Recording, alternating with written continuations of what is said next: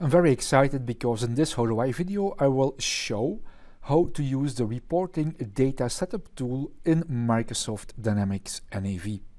Accountants and business managers need to have an understanding of how the current state of their business is. The application contains an easy-to-use tool that enables a user the ability to create rich and impactful datasets that they may use in Excel, Power BI, or any other reporting tool that has the capability to connect to no data source. You can simply select from data sources that are familiar to the user, such as the customer list or the sales invoice list, and begin defining your data immediately.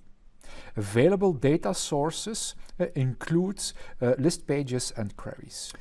We'll get there following these steps. In the first step, we will create a dataset. Then I will demonstrate how we can edit a dataset. And last but not least, I will demonstrate how you can copy an existing dataset and work with that. Let's get started with the first step, in which Peter, a user of the application, chooses to create a new dataset from the customer list page because he wants to view the refreshable customer data in Excel. So Peter goes into the application and uses the search button to open the assisted setup page. In the assisted setup page, Peter launches the setup reporting wizard. And when Peter launches the wizard, he enters a welcome screen and then he selects next to determine what he would like to do. In this option, Peter selects the option create a new dataset to create a new dataset. In this screen, Peter provides a name for his dataset, which is customers. Then he selects the data source, page or query, and in this case Peter would like to use the existing customer list page. So he scrolls down here in the screen and selects the list, or he enters the number. Then we can select the next button to determine which fields need to be available. Peter wants to create a list where he is able to see the number, the name, the country and the phone number for his customers. So he selects these fields from the list because these are the only fields Peter would like to see. So to verify no other fields are selected, scroll to the bottom of the list. So in the end I have only selected number, name, country and phone number. In this case we will publish all our customers, but I also have the possibility to select the Add Filters button. And imagine, for example, I only would like to export or have a look at customers coming from Belgium or another country, then I can apply a filter on any of these fields. And that's why we have the Edit Filter page. Next, Peter clicks on the Publish button, and then the wizard displays a success window in which we can see data URL, which we could open manually, in which we will be able to consult all of our customers. But what you also notice is that there is an Excel button on which we can also click. So if you click on the Excel button, an Excel file is generated, which we can then of course also open. And in this Excel window, our customer name, number, country and phone number is exported, and we can have a look at the data. Now Peter can also save his Excel file, and then later, using the Microsoft Dynamics Office add-in, he's also able to refresh the data sets because it's connected to the application using the add-in.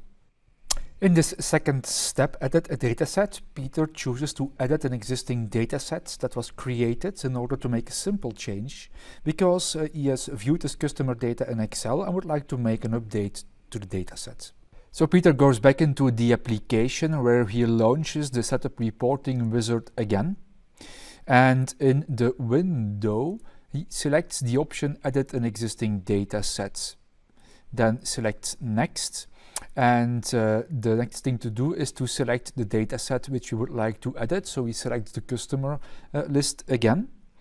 And in the next part, what Peter will do is also add the postal code to our dataset. So he selects it and then clicks on the Publish button. And what happens is that the dataset is published again.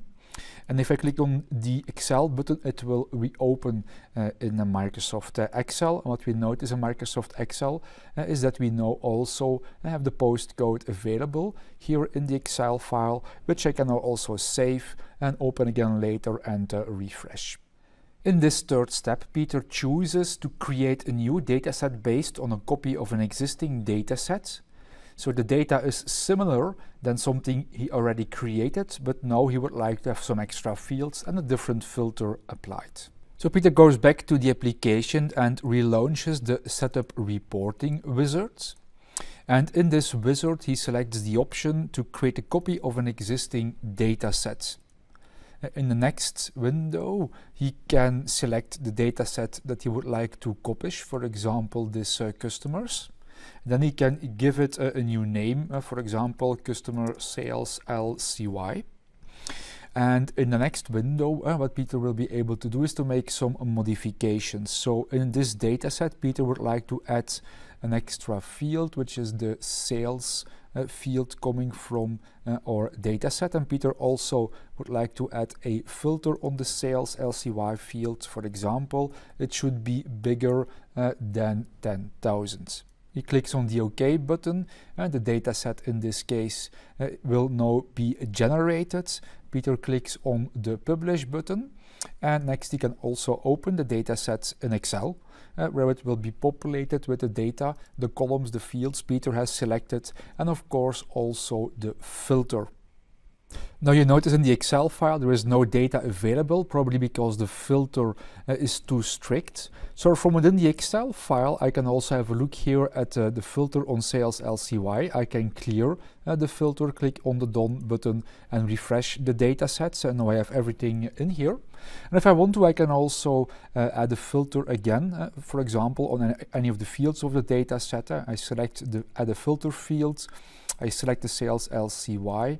Here I can also say should be greater than, for example, 1000 or 10,000. I can click on the Done button and then on the Refresh button again, and then the data set is refreshed according to the filter I have applied.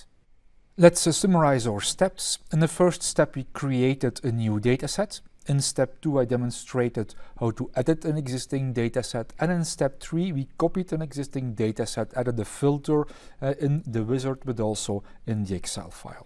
In this video we covered how to create an OData endpoint that can be used in Excel, Power BI, Power Apps or Microsoft Flow.